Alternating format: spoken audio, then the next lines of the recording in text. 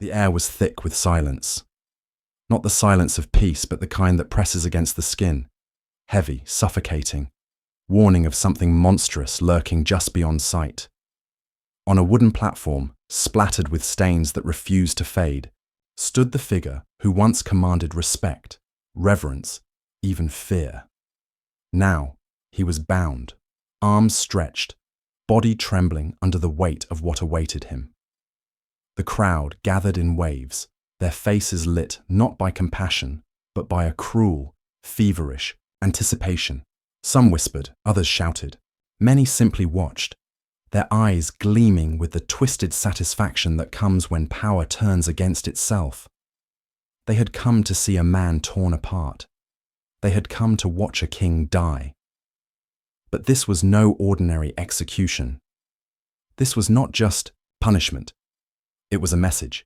His flesh, soon to be ripped from his bones, was meant to scream louder than any words. A lesson carved into skin, that those who dared to challenge the empire's order, those who dared to believe that a man of a different race, of a different bloodline, could hold power, would pay with more than their life. They would pay with humiliation, mutilation, and the kind of suffering designed to echo through generations. As the executioner sharpened his blades, the king lifted his gaze. There was no crown on his head now, no robe on his shoulders, only chains, bruises, and blood. Yet in his eyes there burned a fire, a defiance that even death could not extinguish. He was not dying as a man who had lost. He was dying as a symbol, one whose destruction would expose the cruelty of the system that crushed him. The drums began to beat, slow, deliberate, thunder rolling across the square. Each strike was a countdown, each strike a reminder that history was about to be written, not with ink, but with the tearing of flesh and the gasps of a horrified, divided crowd. And as the blade was raised, the world seemed to hold its breath. What crime was so great that it demanded a king be dismembered alive? And what truth lay hidden in the shadows of this execution? A truth the empire desperately wanted buried beneath screams and silence. The story of a king does not begin with a crown upon his head, nor with a throne beneath his body. It begins much earlier, in places where no one imagines greatness could grow, in shadows where voices are silenced, and in the quiet suffering of those condemned to carry chains. Before he was called king, before his name stirred fear and loyalty, in equal measure he was simply a child of a people despised. His bloodline, marked by the color of his skin, had long been branded inferior by those who ruled the empire. To be born of his race was to be born already guilty, already criminal, already cursed. It was not a matter of choice or crime or merit. It was a sentence handed down by a world that thrived on division. His homeland was rich with rivers that shimmered like molten glass in the sun, fields that fed generations, and mountains that reached the heavens. But to the empire, these lands were not sacred. They were possessions. The people who lived there were not citizens. They were subjects. For centuries, they had been forced to bow their heads, to surrender their language, their gods, their histories, all in exchange for survival. It was in this world of shackles and silence that the boy grew. He learned quickly that to walk in the open was to invite scorn, that to speak too loudly was to risk punishment, and that to dream beyond what was permitted was to tempt death itself. Yet beneath the crushing weight of oppression, a seed of defiance had already taken root. The empire's rulers believed they could erase a people by rewriting their existence, but blood remembers. Stories whispered in secret remember. Songs sung in the dead of night remember. The boy listened to these fragments of memory, of ancestors who once walked proudly, of warriors who had resisted, of kings who had ruled long before the invaders came. And though the empire tried to chain history, it could not stop it from burning in the hearts of the oppressed. By the time he was a young man, he had seen enough to understand the nature of power. He saw how the empire placed crowns on men who looked nothing like him, who used their authority to enforce laws written to keep his people broken. He saw how justice bent only in one direction, how punishments for the oppressed were swift and merciless, while the crimes of the powerful vanished, like smoke. And yet, he was different. Unlike many who had been crushed into silence, he carried within him a fire that refused to die. He did not simply endure. He observed, he learned, he remembered. Every insult, every beating, every injustice carved itself into him like scars on stone. These wounds became his armor, his proof that survival was not enough. To live without dignity was not to live at all. But destiny, cruel and relentless, would test him long before he would be called king. For the empire could smell defiance like a predator smells blood, and those who dared to rise were swiftly cut down. His rise was not inevitable. It was impossible. Yet impossibility is often where legends are born. The empire called him traitor. The people called him hope. And history would remember him as the king who was dismembered alive, his body torn, apart not simply for treason, but for daring to exist in power while wearing a skin the empire deemed unworthy. This is where the true story begins. Not at the moment of death, but at the moment of awakening, when a boy born into chains first realized that chains could be broken. The boy's earliest memories were not of joy, but of fear. He remembered his mother clutching him tightly whenever soldiers marched through their village. Their boots struck the ground in perfect unison, a thunder that announced domination. To the empire, this rhythm was music, an anthem of control. To his people, it was terror, a reminder that their lives belonged to someone else. He remembered watching the elders bow so deeply, their foreheads brushed the dust, not out of respect, but out of survival. He remembered the sharp crack of the whip when someone hesitated too long, when someone's pride dared to linger before bending. Even as a child, he could sense the humiliation that filled the air, thick and bitter like smoke. Yet he also remembered the hidden defiance, the way his mother whispered old prayers in a language forbidden by the empire, the way his father hummed songs passed down from generations before conquest. These acts were small, almost invisible, but to the boy, they were everything. They were proof that beneath the layers of fear, a spirit endured. His father was a farmer by day and a storyteller by night. When the fields were silent and the soldiers had vanished, the old man would gather the children and speak of kings who once ruled these lands before the empire's chains. He told of warriors who had fought not just with weapons, but with unbreakable resolve. To many, these stories were dangerous dreams, memories the empire wanted erased. But to the boy, they were seeds of destiny. He carried those stories in his heart, and each passing year, they grew heavier. The empire wanted him to believe he was nothing more than a subject, but the stories whispered that he was more. They whispered of bloodlines, of legacy, of a history written in courage and pain. By the time he reached his youth, he had witnessed enough injustice to know the truth. The empire would never grant freedom, not through mercy, not through law. Freedom would have to be seized. And he, though young, began to feel that the burden of seizing it might one day rest on his shoulders. It began with small acts. He refused to lower his gaze when soldiers passed. He learned the hidden paths of the forests, the rivers, the mountains that the empire had not fully tamed. He listened not just to his people, but to the cracks in the empire's system, the weaknesses that arrogance always creates. The empire noticed, they always noticed, a boy who stood too tall, who carried himself with dignity in a world designed to strip dignity away, was a threat. He was watched, questioned, punished for the smallest of things. But each punishment only deepened his resolve. And then came the moment that changed everything.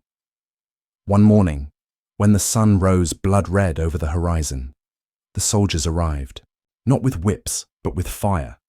They claimed the village had failed to meet its tribute. In truth, the empire needed no reason. They burned the fields, slaughtered livestock, and dragged men, women, and children into the square. The boy stood among them, trembling with rage and helplessness. He watched as his father was beaten for daring to protest, his body broken in front of those he had taught to remember their kings. He watched his mother's cries silenced by the back of a soldier's hand. He watched as elders, who had once whispered wisdom in the dark, were treated like dirt beneath boots. And then he saw something else, a look in the soldier's eyes. Not duty, not justice, but contempt. To them, his people were not human. They were obstacles. They were shadows to be crushed, lives to be erased. That realization burned into him more deeply than the flames devouring his home. That day, the boy buried what little childhood he had left. That day, he swore an oath, not whispered, not spoken aloud, but carved into his very being. He would not bow. He would not forget. He would not allow his people to remain voiceless, faceless, nameless. If the empire wanted him to live in chains, then he would live in defiance. If they wanted him to die, then he would die a symbol. And so began the long journey from boy to leader, from subject to king. It was not a journey paved with glory, but with suffering, betrayal, and sacrifice. For the empire was vast, and its cruelty had no limits. But within the cracks of its tyranny, hope began to take shape. Hope in the form of a boy who refused to bend. The boy was no longer a child after that day. The fires that consumed his village had burned away what innocence he had left. The laughter of youth was replaced with silence, and the playfulness of boyhood was buried beneath ashes and grief. What remained was something the empire had not expected. A will forged in the crucible of suffering. In the years that followed, he lived not for himself, but for memory. Every scarred wall, every abandoned field, every name whispered in mourning, became a reason to endure. He wandered from one village to the next, carrying stories like his father once did. But his stories were no longer tales of the past. They were warnings, they were promises, they were sparks waiting to ignite. Inanai, people listened, at first, cautiously. Fear had been drilled into them for generations, and hope was a dangerous thing. To hope was to risk disappointment, betrayal, punishment. But the boy's voice carried something they had not heard in a long time: conviction. He did not speak as though freedom were a dream. He spoke as though it were inevitable, as though chains were already breaking in his mind. Still, the empire's shadow loomed large. Patrols roamed the lands, rooting out whispers of rebellion.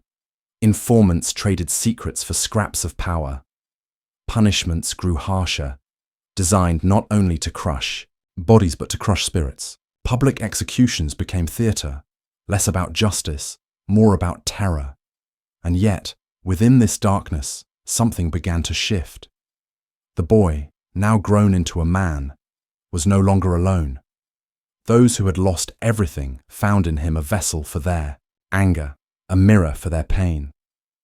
Slowly, quietly, he became a leader, not crowned, not declared, but chosen in the silent trust of the oppressed.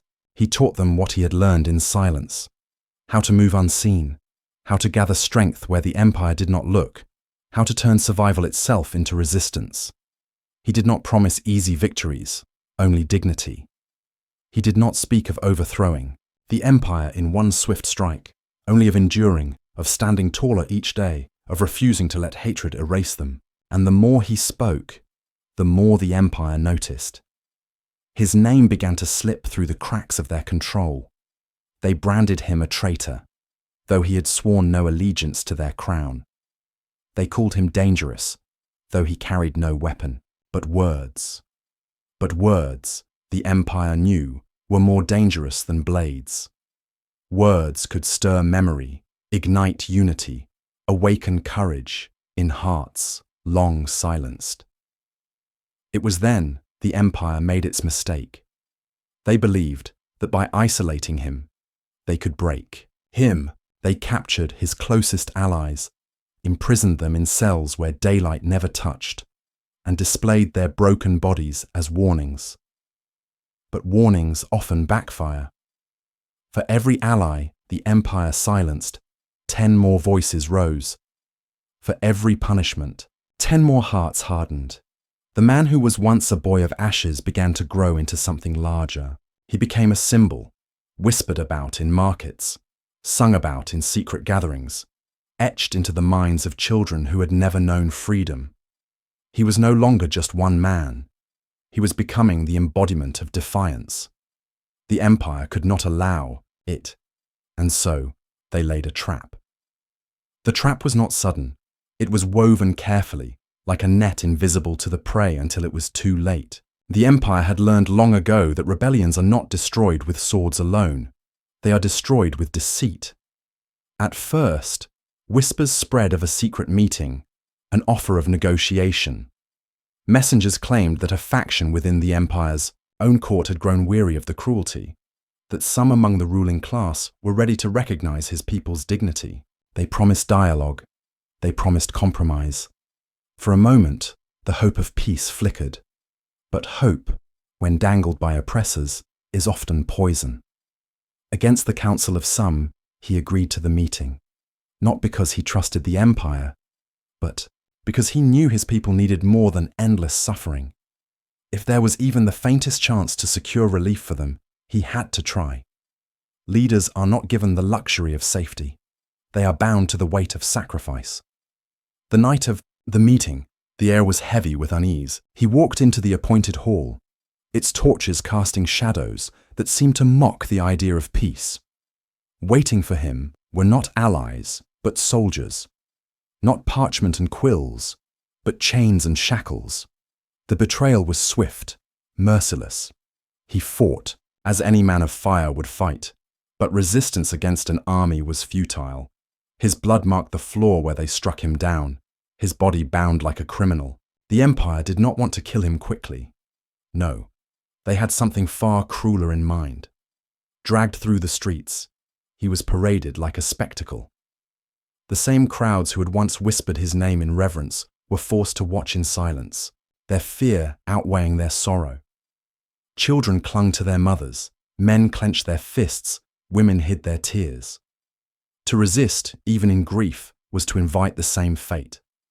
The empire declared his crimes: treason, defiance, blasphemy against the natural order. But beneath these words lay the unspoken truth. His true crime was existing in power while wearing skin they despised. His true crime was daring to rise where he was told to kneel. His true crime was becoming a king in spirit without the empire's blessing.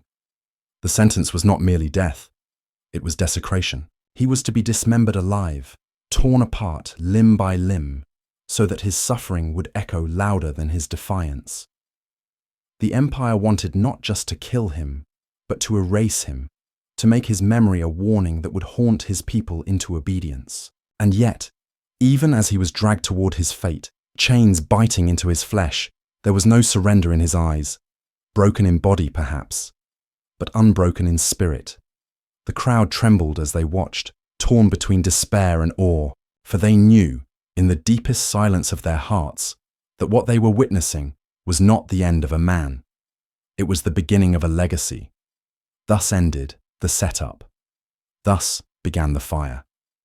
The dungeon was cold, damp and unyielding, a place built, not simply to confine the body, but to erode the spirit. The walls dripped with moisture, the air thick with the stench of rot. Chains clinked with every breath he took, every movement echoing in the silence like a dirge. The empire had chosen this place with intention.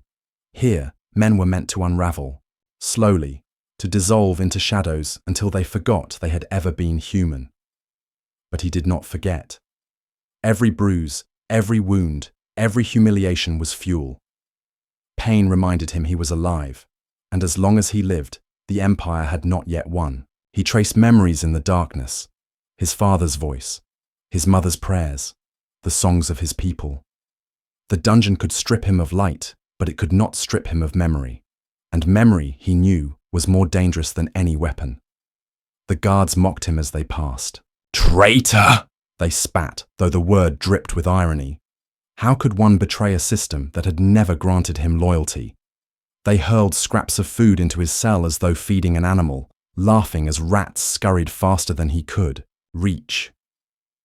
Yet, when their laughter faded, when their boots vanished down the corridor, silence returned. and silence became his ally. For in the silence, he listened. He listened to the cries of other prisoners, broken bodies and broken voices, who once dared to resist. He listened to the whispers of guards, careless in their arrogance, revealing pieces of the empire's fear, and most importantly, he listened to the beating of his own heart, steady, defiant, unbroken. Outside the prison walls, the empire spread its narrative like wildfire. They painted him as a villain, a barbarian who sought chaos, a figure too, savage to wield power. They used the oldest weapon in their arsenal, the lie that his skin, his heritage, his very blood made him unfit to lead. To the privileged, the lie sounded like truth. To the oppressed, it sounded like the excuse they had always known. But lies, no matter how loudly proclaimed, cannot extinguish truth. In markets, mothers whispered his name as a lullaby, hiding it beneath the rhythm of ordinary words. In secret gatherings, elders spoke of him not as a man imprisoned, but as a spirit rising.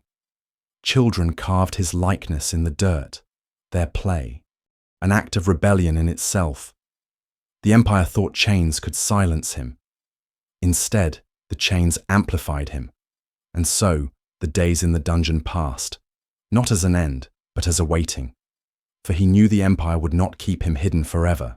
They needed his death to be a spectacle. They needed his suffering to be public, to sear itself into the minds of all who might dare to follow. And the people knew it too. Whispers spread of the sentence to come. Not a quick death, not mercy, but dismemberment alive. The very word sent shivers through those who spoke it. It was the empire's cruelest punishment, reserved not for ordinary criminals, but for those whose defiance threatened the order of their world. It was meant not just to kill, but to terrify, to send a message so loud it would echo for generations. And yet, with every whisper of fear came another whisper, of defiance. Would his death silence his people, or would it ignite them? The day of the sentence drew closer, and with it came a cruel transformation of the city itself. What was once an ordinary capital of stone and commerce was reshaped into a stage for horror. Workers were commanded to build a massive wooden platform in the central square. Every plank hammered into place echoed like a funeral drum. Every nail driven deep was another reminder that the empire desired not only death, but spectacle. The empire thrived on theatre. They understood that violence, when hidden, is fleeting. But violence displayed openly, violence ritualized, becomes law, becomes legend. And so, the scaffold was built not in secrecy, but in plain sight. A monument of dread rising in the heart of the empire's pride. Merchants sold food near the construction. Children were forced to watch as soldiers barked orders. All of it was intentional. The message was clear. No one was safe from the empire's will. No one could rise above the hierarchy that had been ordained. Inside the dungeon, he could hear it. The faint vibrations of hammers, the distant murmur of the crowds gathering even before the day. Though he could not see it, he understood what was being built for him. The empire wanted his death to be a story too large to ignore, a lesson burned into flesh and wood. But what they did not understand was that lessons cut both ways. The people who watched the platform rise felt two things: terror and awakening. They whispered among themselves, voices trembling with the knowledge of what was coming. They feared the empire's cruelty, yes, but they also felt the stirrings of something else: anger. Anger at the audacity of rulers who demanded obedience while bathing in blood. Anger at the mockery of justice. Anger at centuries of humiliation. The king, though shackled, though beaten, was becoming larger than the empire had ever feared. By condemning him, they had carved his name deeper into history than any crown could have. The nights in the dungeon grew heavier. Guards took pleasure in reminding him of his fate. They described in detail what would happen. The tearing of flesh, the screams forced from his throat, the way his body would be reduced to nothing before the eyes of thousands. They wanted to break him with anticipation, to rob him of dignity, before the blades ever touched him. But when they looked into his eyes, they found no surrender. For he carried within him something the empire could not chain: the memory of his people. He knew that when the day came, he would not stand on that platform as a broken man. He would stand as a mirror, reflecting back to the oppressed their own strength, their own unyielding spirit. And that thought terrified the empire more than rebellion itself. For rebellion they could crush with armies, but an idea embodied in flesh, an idea carried in memory, could not be so easily destroyed. And so the rising action sharpened. The platform stood ready. The people held their breath. The king awaited his fate. And history, restless and watchful, prepared to carve the next chapter in blood. The dawn of his final day broke heavy and grey, the sky itself seeming to carry the weight of what was about to unfold. The city awoke not to the usual rhythm of trade and chatter, but to the ominous sound of drums, slow, deliberate, unrelenting, each strike echoing through the streets like the heartbeat of a giant. From the dungeon, he heard them. The chains on his wrists and ankles felt colder than ever as the guards entered, their faces unreadable masks of obedience. They shackled him tighter, wrapping iron around iron, as though he were some monstrous beast capable of tearing through steel itself. But he did not resist. He rose with a quiet strength that unnerved even those tasked with escorting him. The march began. The gates of the prison creaked open, and sunlight flooded the darkness he had endured for so long. For the first time in weeks, perhaps months, he felt the air of the world again. It was not fresh. It was thick with smoke from torches, with dust kicked up by the gathering crowds, with the weight of anticipation that clung to every breath. He walked through the streets, and the people lined the paths. Some could not bear to look, their eyes cast downward, their bodies trembling with the knowledge of what awaited him. Others stared openly, their faces etched with grief, their tears falling silently. And yet, in the corners of the crowd, in the eyes of the children, in the trembling hands of the old, there burned something else. Not just sorrow, not just fear, but fury. The empire had intended the march to humiliate him, to break his image before the people. Instead, it became a procession of defiance. Though beaten and bloodied, though chains clattered with every step, he did not walk as a broken man. His back remained straight, his eyes lifted. The crowd saw it. They saw that even in defeat, he refused to kneel. And that refusal planted something dangerous in their hearts. The drums continued, relentless, drowning out the whispers of the crowd. But whispers are not so easily silenced. Mothers clutched their children closer, whispering, "Remember him." Men clenched their fists in their cloaks, whispering, "His pain is ours." Elders too frail to stand whispered from the shadows, "Do not forget." Every whisper was a seed, and the empire, blinded by arrogance, did not see the forest that was already beginning to grow. At last, the march ended. The wooden platform loomed before him, towering above the square. Upon it stood the executioner, his blades gleaming in the morning light, his hands steady, his eyes cold. Soldiers formed a wall around the square, their armor flashing, their weapons ready to cut down any who dared to move. The crowd surged closer, tens of thousands packed into the square, pressed shoulder to shoulder, their breaths rising as one. They had come because they were ordered. They had come because fear compelled them. But now, standing before the platform, many realized they had come for something else. They had come to witness history. The king was led up the wooden steps. Each creak of the planks beneath his feet echoed louder than the drums, louder than the cries of the crowd. When he reached the top, he turned, not to the executioner, not to the rulers seated in their elevated stands, but to the people. And, though chains bound his body, his gaze was free. He looked upon them not as subjects, not as victims, but as heirs of a dignity the empire had never been able to erase. His silence spoke louder than words. I am here, but so are you. They may take my body, but they cannot take us. The empire believed this day would break the people. But in that moment, as the crowd locked eyes with their condemned king, something else began to break. Not the people.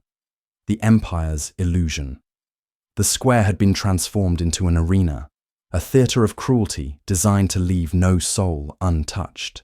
At the centre stood the wooden platform, its planks soaked with stains from countless others who had been sacrificed in the name of order. Above it, banners of the empire flapped in the wind, their colours bold, their symbols sharp, proclaiming power over mercy, domination over justice. To the rulers seated in their elevated thrones, this was not merely punishment, it was pageantry.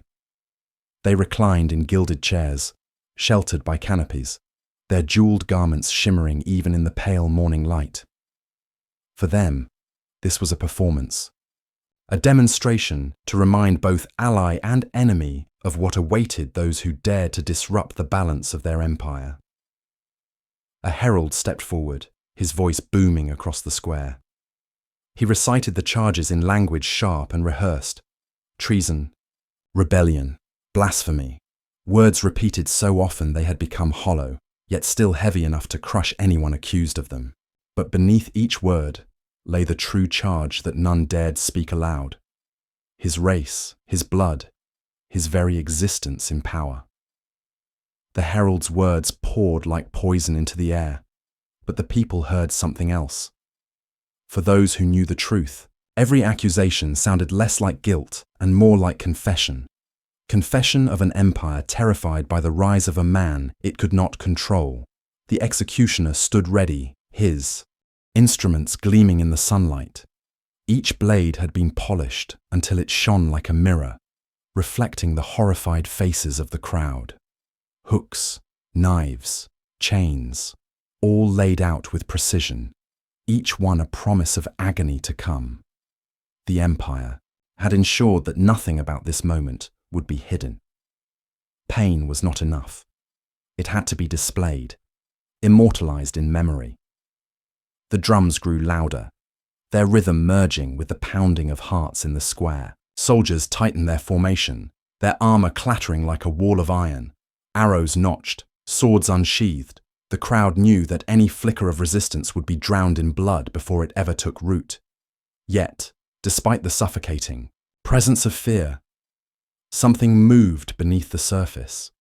Eyes met across the crowd, strangers recognizing in one another the same quiet defiance. Mothers clutched their children, not just in terror, but in a silent vow.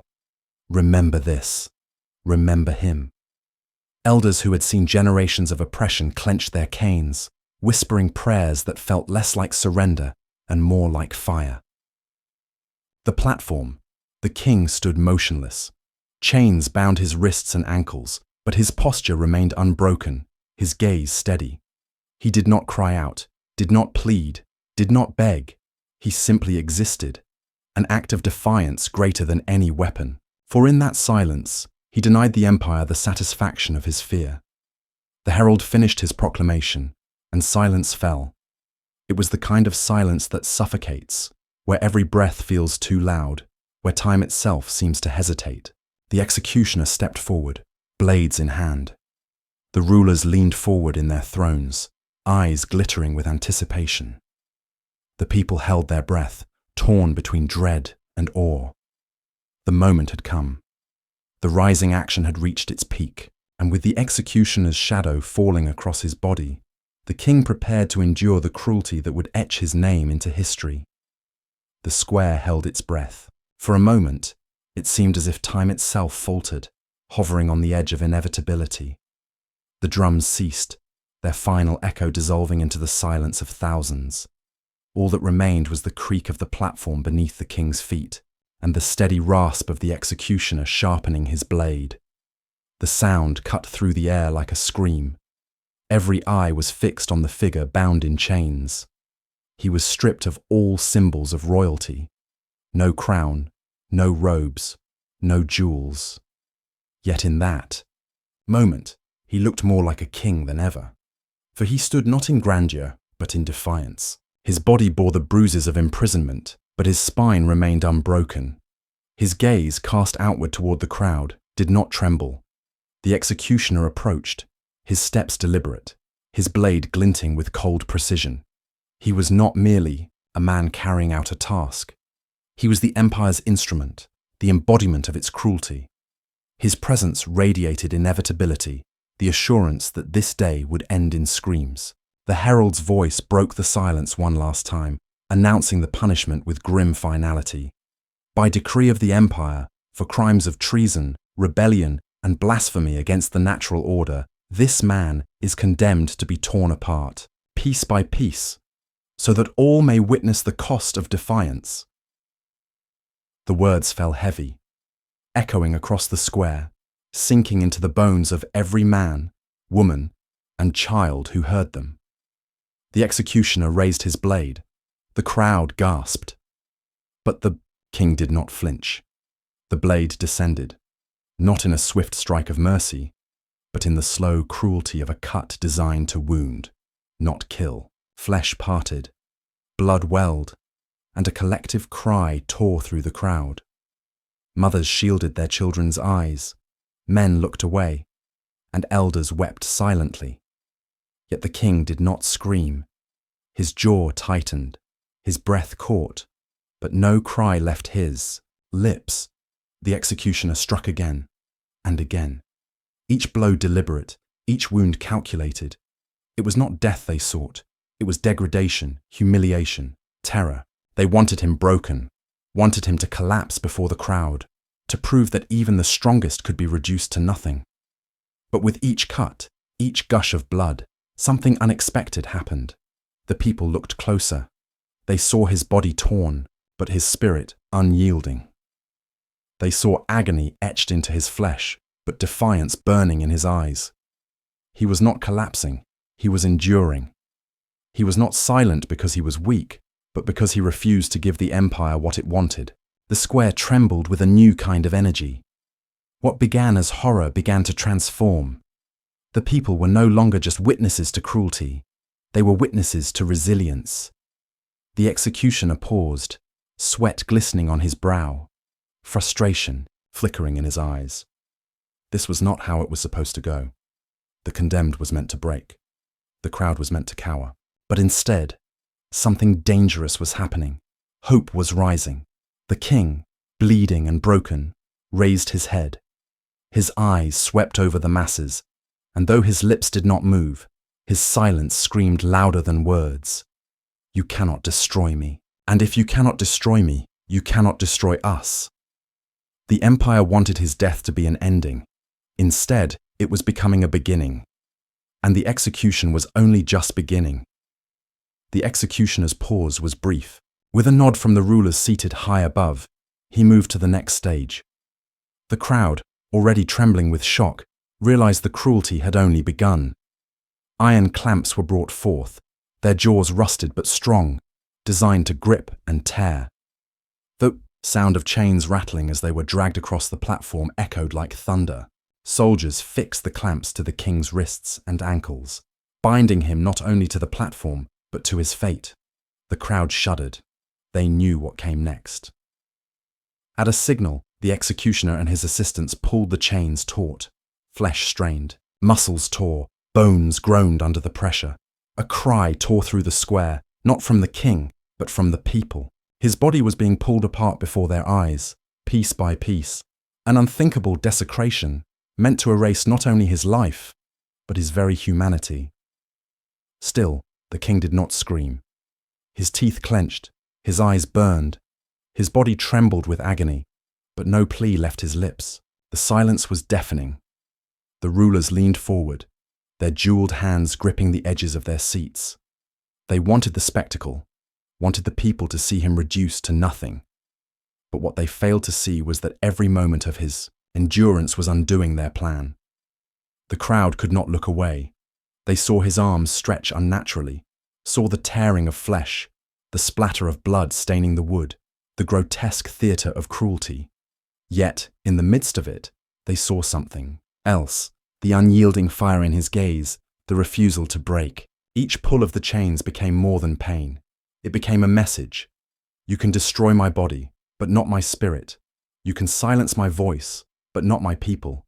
You can tear me apart, but in doing so, you only bind my people closer together. And the people felt it. In their chests, in their trembling hands, in their pounding hearts, they felt it. Fear began to melt into fury. Horror began to transform into resolve. The executioner pulled again, and this time the king's body gave way. A scream rose, not his, but from the crowd, thousands of voices merging in anguish as blood spattered the platform. Mothers sobbed openly, men bellowed in rage, children clung to their elders. Yet, even as his body was broken, his spirit loomed larger than ever. The rulers watched, satisfied with the spectacle, blind to the truth unfolding before them. They believed they were writing the end of rebellion, but in that very moment, they were engraving the beginning of something greater. For the king, dismembered, before their eyes, had become untouchable. Not in flesh, but in legacy. Not in body, but in memory. And memory cannot be chained. The climax was reaching its terrible height. The king's body was torn apart, but his people were being bound together. And the empire, though it did not yet know it, had sown the seeds of its own undoing. The chains rattled one final time. The executioner, drenched in sweat, strained with all his might. The wood of the platform groaned, the clamps bit deeper, and the tearing sound of flesh and sinew filled the air like a nightmare made real. Then it was done. The king's body, once whole, once strong, lay in pieces upon the platform. His blood seeped into the wood, dripping down into the dirt below, staining the ground as though the earth itself refused to forget. The rulers leaned back in satisfaction. To them, the deed was complete. The rebellion had been crushed. The people had been taught their lesson. This spectacle, they believed, would live on as proof that resistance was futile. But they were blind, for the square, though drenched in horror, did not crumble into silence. Instead, something else was rising. The people, mothers, fathers, children, elders, stood rooted to the spot, their tears mingling with fury, their horror fusing with something far more dangerous, unity. They saw not a broken man, but a martyr, not a defeat, but a declaration. The king's final act was not in his death, but in how he died. Silent, unyielding, unbroken. He had been torn limb from limb, yet his will had endured longer than flesh, and that endurance ignited something the empire had spent centuries trying to kill. Hope. A murmur began in the crowd, low and trembling at first. A name whispered, then repeated, then shouted. The king's name carried on thousands of voices, swelling until it filled the square, shaking the banners of the empire themselves. The rulers shifted uneasily in their seats. Soldiers tightened their grips on their weapons, fear flickering in their eyes. For the crowd, once cowed by violence, was no longer afraid. They had seen the worst the empire could do, and in seeing it, they realized the empire's power was not infinite. It was fragile. It relied on fear, and fear had just cracked. The executioner, standing over the remains, lowered his eyes. Even he, an agent of cruelty, felt the weight of what had been unleashed. The king's body was gone, but his presence loomed larger than ever. His blood stained the earth, his silence roared in the hearts of his people, and his memory rose like a storm on the horizon. The climax was not his death. The climax was the birth of something the empire could never kill. When the execution ended, the empire believed it had written the final chapter.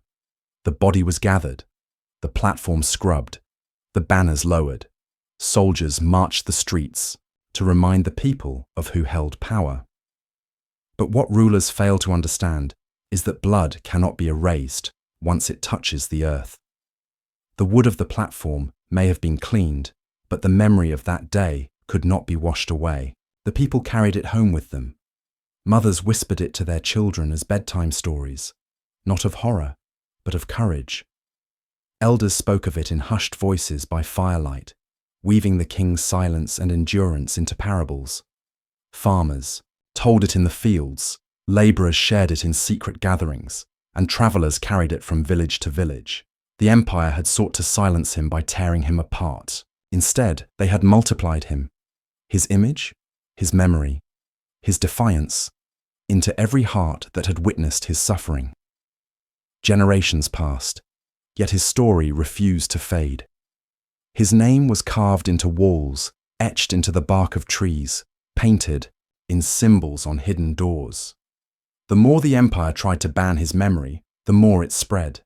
For the people understood now what he had shown them, that even when a body is destroyed, the spirit of resistance cannot be chained. And slowly, quietly, inevitably, the people began to rise. Not with weapons at first, but with whispers, with songs, with the courage to defy. The king's death had given them something the empire feared more than rebellion itself: hope united by pain. Centuries later, when the empire finally crumbled, the story of that day still lived. The king's death had outlasted the thrones, the banners, the jewels, and the soldiers. His body was gone, but his name was eternal. And so the question remains, echoing not only in history, but in every age where injustice still breathes. If one man, stripped of power, bound in chains and torn apart limb by limb, could ignite a flame that toppled an empire, what could we ignite together if we refused to bow?